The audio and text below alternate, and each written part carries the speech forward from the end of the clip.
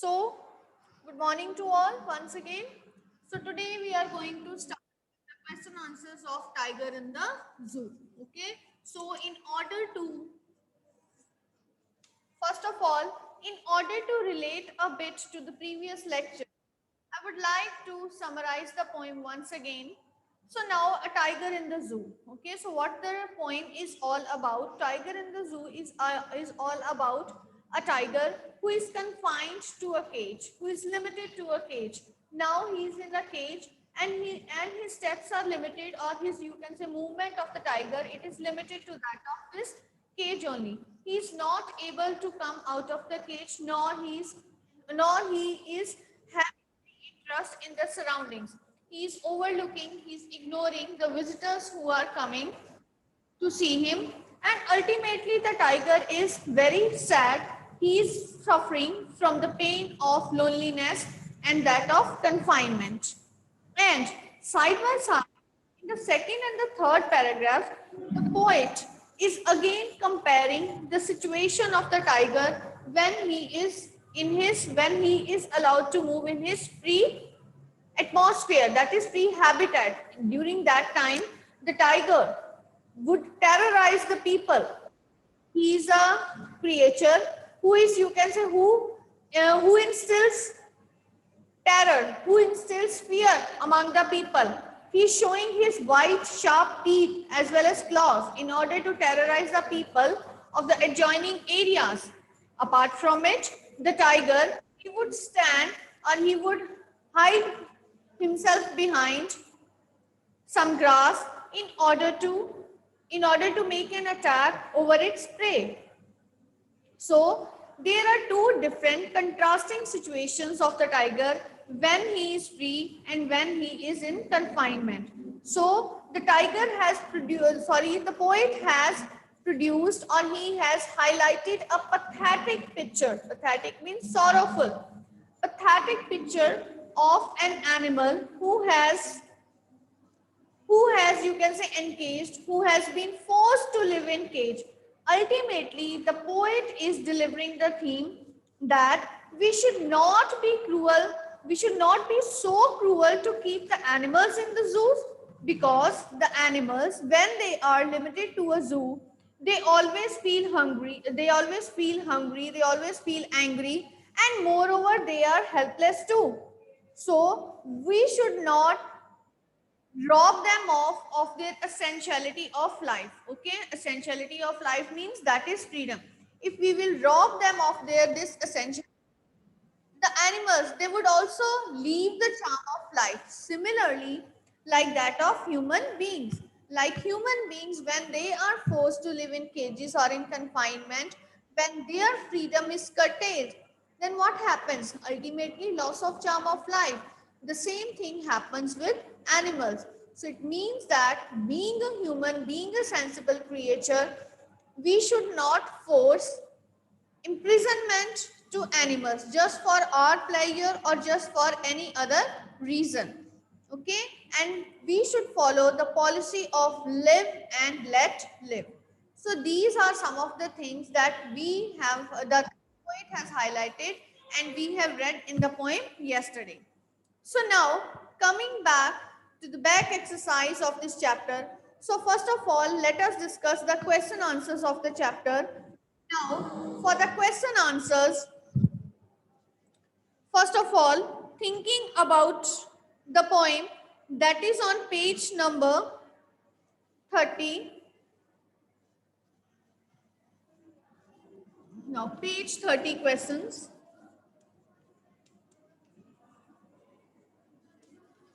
These we are going to discuss today. Along with that, I am also going to discuss extra questions with you. So the first question is, read the poem and work in pairs. Find the words that describe movement and actions of the tiger. Okay. So which are the words that describe action? This you can do it on your book. For example, stalks, lurking. Okay. His action is also snarling, his strength behind the bars. So these are some of the words that describe his movement.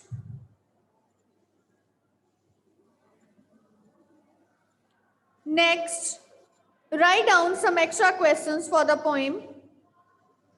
So the first question is, what is meant by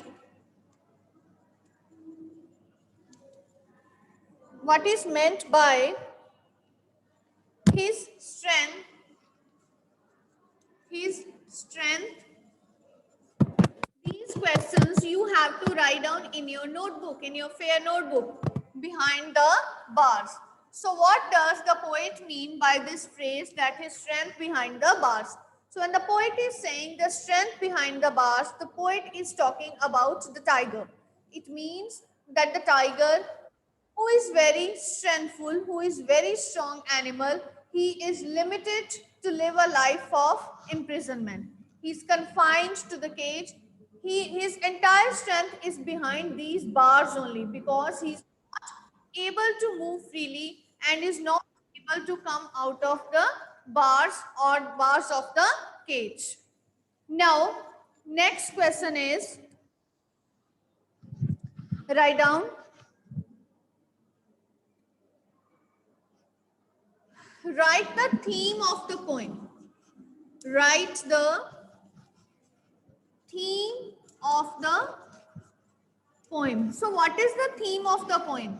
As I have discussed with you earlier, that the freedom of animals should not be curtailed. Freedom of animals, it should not be curtailed. They should not be devoid of their freedom. Moreover, in such cases, the animals, they would always feel angry as well as hopeless. Angry and hopeless. They turn out to be frustrated too.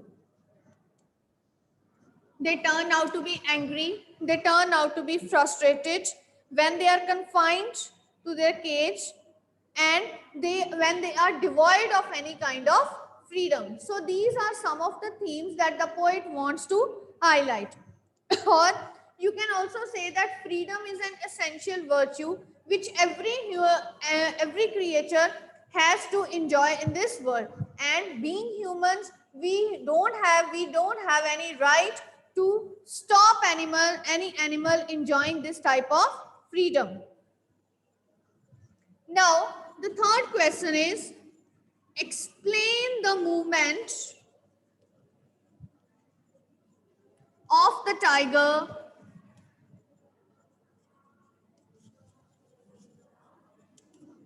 in the cage. Explain the movement of the tiger in the cage. So what kind of movement is shown by the tiger when the tiger is limited to the cage? So in the very first paragraph, you can very well see it is mentioned, he stalks in his vivid stripes the few steps of his cage, on pads of velvet quiet, in his quiet rage. So here in this line, I would like to explain here, quiet rage is an oxymoron. Why it's an oxymoron poetic device? It is because of the reason two opposite adjectives, they are closely, you can say they are in close relation to each other. They are very closely used. Okay. See, anger can ever be, rage means anger. Can it ever be quiet? No. So it quite opposite in meaning. They are used together. This is the reason why this is an oxymoron. So coming back to the question, the movement of the tiger in the cage. So what kind of movement of the tiger is in the cage? That in the cage, the tiger is moving in its, you can say, clear stripes. He is covering the area or the small area that is available in the cage. He is taking few small steps. Why he is taking few small steps? Because the area in the cage is very limited with his soft velvety pads. Okay, and see, after that second and third paragraph, and then again fourth paragraph, it is related to the movement of the tiger in the cage. So when he is locked in a concrete cell, when the tiger is locked in a concrete cell, his strength is behind the bars. When his strength is behind the bars, it means that he is not able to overshow. He is not able to use his strength. He is confined. He is limited. His freedom is curtailed. And he is just measuring. Stalking means he is measuring the length of the cage with his footsteps, and he has no interest in the visitors who have come to overlook him or who has come to see him or watch him. So this is all about the movement of the tiger while the tiger is in the cage. And apart from it, at night when the patrolling cars they come, the tiger pays least attention to them, and with his brilliant eyes the tiger is just looking at the brilliant stars. So students, just remember that you will not give any generalized answer. Stick to the content of the poem, what is given in the poem, and accordingly you have to write down the answers. Okay, try to add on the things which are related to the content of the poem. So write down next question. Where is the strength of the tiger? Where is, question number 4, where is the strength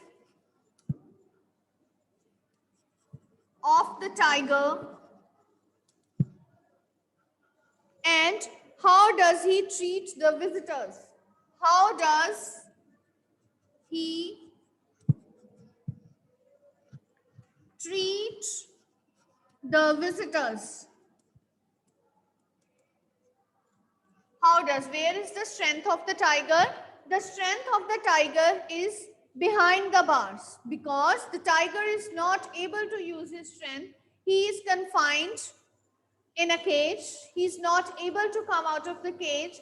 And how does he treat the visitors? It means that the tiger is not paying any attention towards the visitors. He is overlooking them, ignoring them, and ultimately paying no attention towards the visitors, right? And at night the tiger is just looking with his brilliant eyes towards the shiny stars. Next question. How does the tiger walk in the cage? How does, very simple questions, but you have to think at once in order to answer these questions. So can I ask anybody? Anybody can answer this question? How does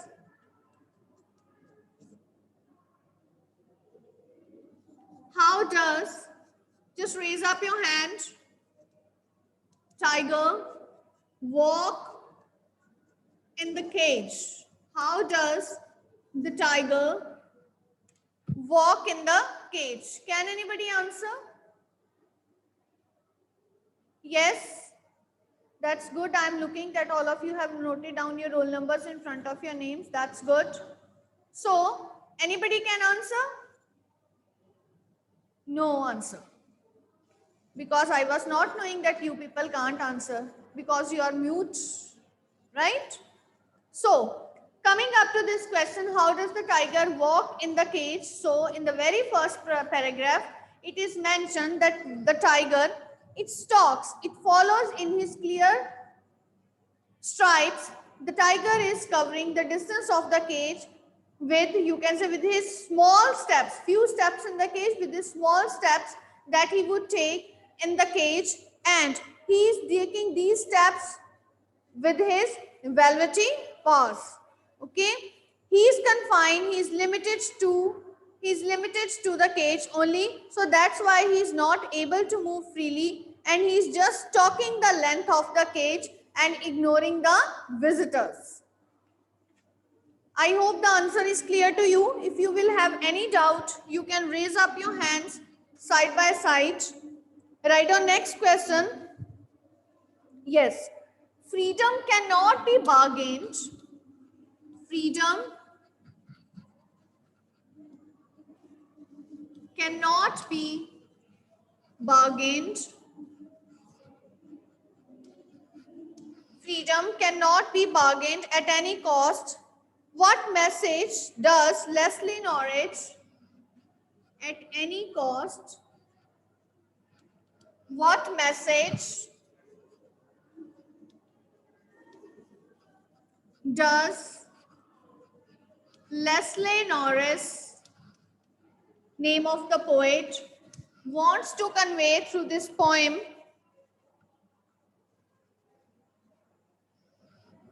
wants to convey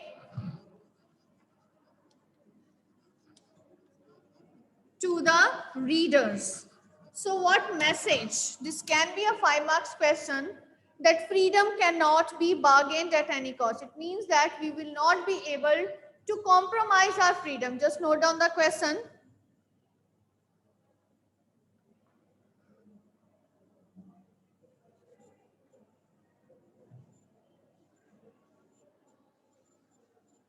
So freedom is an essential quality of every human, every creature on this earth, not that of human beings, but that of animals too. Okay, even animals, they love their freedom as much as human beings do. We cannot deny this essentiality of life to any creature.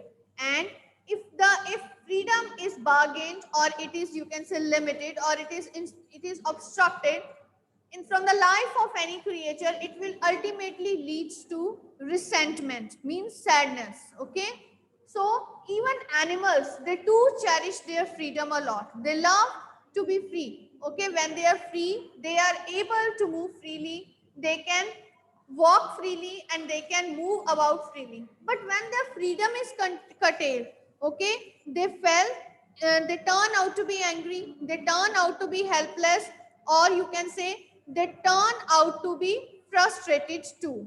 Okay, so here, if there is curtailment of freedom means if the freedom is curtailed, stopped, obstructed, then this would put them, the animals, in quite rage. How? For example, as Leslie Norris has explained, the two different situations means, first of all, you will give out in general, then add context to the poem, then ultimately conclude your answer. So I have spoken in general.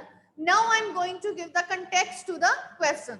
How the context to the question? As in the poem The Tiger in the Zoo, Leslie Norris has clearly or explicitly, he has brought about this fact related to the tiger who is confined to a cage, who is limited to a cage. He is not able to move freely. He has made a comparison of the two different situations of the tiger when he is in the cage and the other time when he is out of the cage in his natural habitat.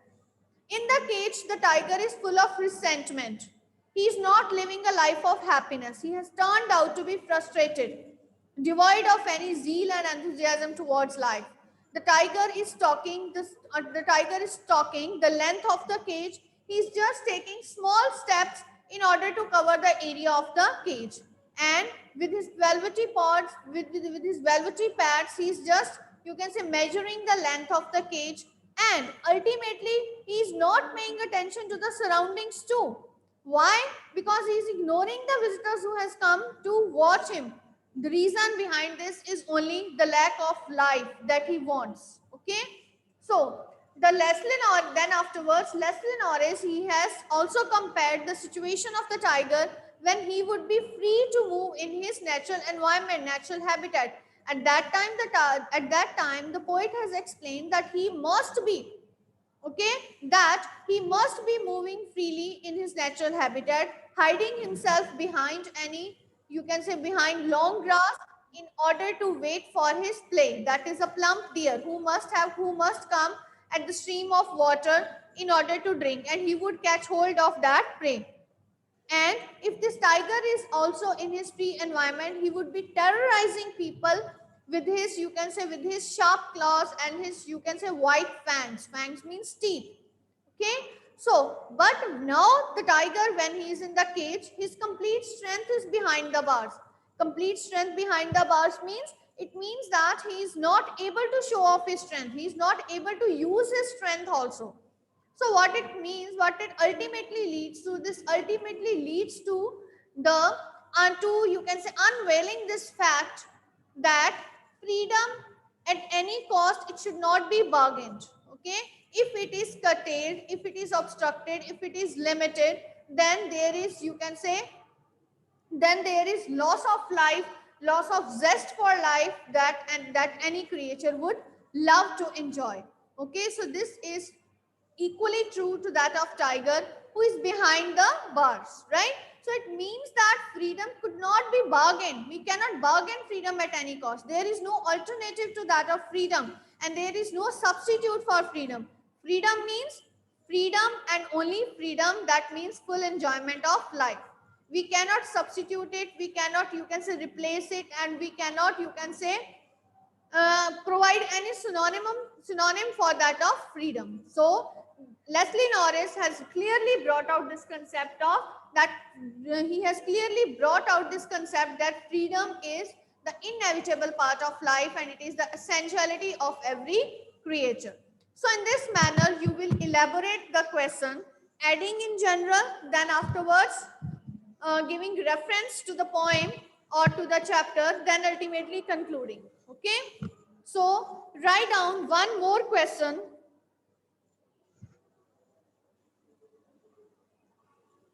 Give contrasting picture of the tiger.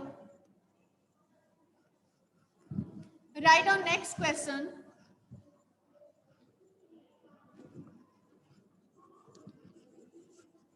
Give contrasting picture of the tiger in a zoo and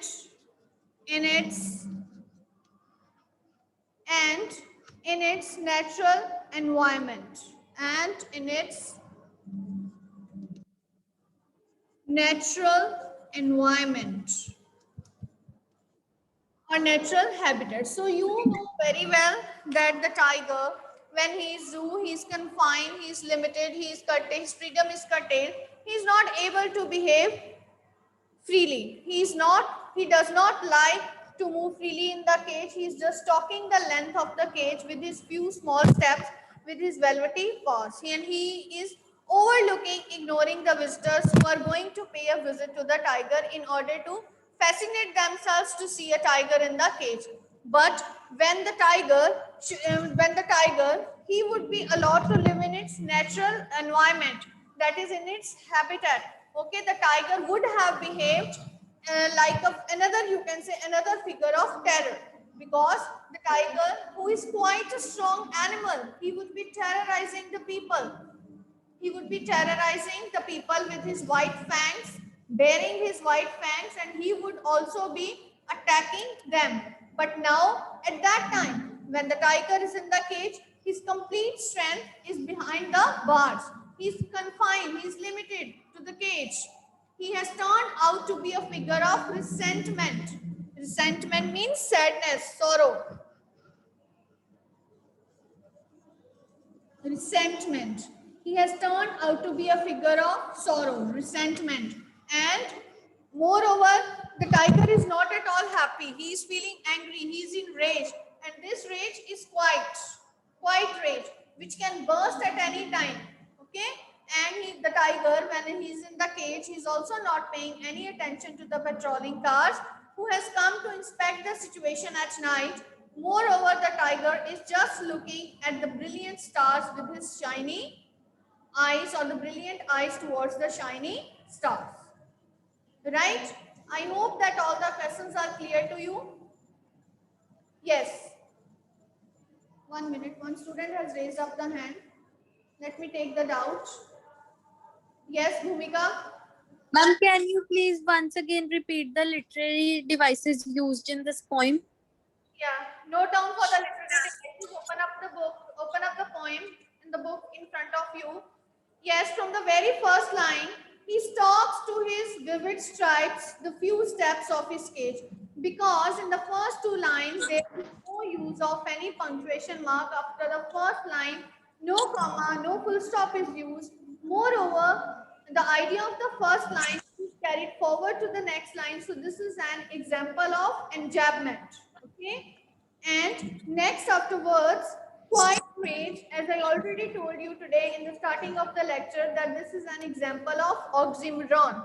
Okay, oxymoron means why oxymoron?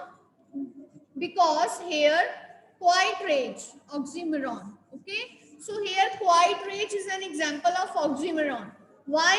Because rage means anger, which is fire, which is very strong quality, full of hatred, outburst of emotions. But it is quiet. Can anger ever be quiet? No. It means these two opposite adjectives are used closely together. So this is why this is an example of oxymoron. Okay. Next is pads of velvet. Pads of velvet. So what is this example? Here the pads of the tiger or the paws of the tiger, they are compared to a very soft thing, that is velvet. But this comparison is made without the use of the words like or as. So this is an example of what? This is an example of metaphor. These are for first paragraph. Now, yes, and moreover, in the very first line, there is repetition of S and S, that is stocks and strikes. There is predominance of S and S word. Okay, so this is what? This is S is a consonant, and this S sound, consonant sound, is repeated in the line, but not in closely related words. Okay, there are words in between. Okay. So this is the reason why this is an example of consonance. This is an example of consonance. Next afterwards, in the second paragraph, plump deer park. Again in there, plump deer park, there is repetition of sound P, which is again an example of consonance. Lurking in shadow, in the second paragraph, he should be lurking in shadow. Lurking in shadow means he is waiting for his prey. Okay, hidden behind something in order to wait for his prey. So what it gives out? It gives out the idea that he is waiting for his prey. This is an example of imagery. So what is this? An example of imagery. Next, of course, we are having third paragraph. In the third paragraph, it is he should be snarling around Hasil jungle, bearing his white fang. Bearing his white fang, his claws. So this is what? Again, there is repetition of I sound. What is I? It is what? It is a wall. So this is an example of consonant, right? So, and after that, in the next paragraph, behind bars. His strength behind bars. This is what? Behind bars means repetition of B sound, which is a consonant, and it is B and B, behind B and bars B. So these are, it is used in closely related words. So this is an example of alliteration. Okay. So I think, and again in the last paragraph, he stares with his brilliant eyes. Again, there is predominance of the sound I, which is a vowel. So this is again an example of assonance used here, right? So these are it is all about the poetic devices that has been used in the poem. The name of the poet is Leslie Norris, and with that, the poem is concluded and finished. And tomorrow we will continue with the next chapter that we were earlier reading, that is Nelson Mandela. Okay.